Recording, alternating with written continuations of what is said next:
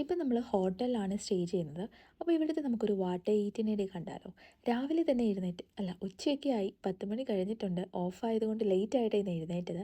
എഴുന്നേറ്റ് കുറച്ച് നേരം കാഴ്ചയൊക്കെ കണ്ട് ബ്രഷൊക്കെ ചെയ്തപ്പോഴത്തേക്കും ബ്രേക്ക്ഫാസ്റ്റ് എത്തിയിട്ടുണ്ടായിരുന്നു.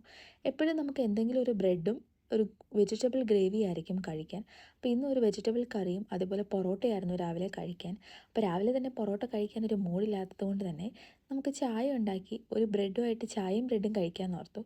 ഡ്യൂട്ടിക്ക് പോകുന്ന ദിവസം മിക്ക ദിവസവും ബ്രെഡ് തന്നെയാണ് രാവിലെ കഴിച്ചിട്ട് പോകുന്നത്. ബ്രേക്ക്ഫാസ്റ്റ് കൊണ്ടുപോകാറാണ് പതിവ്.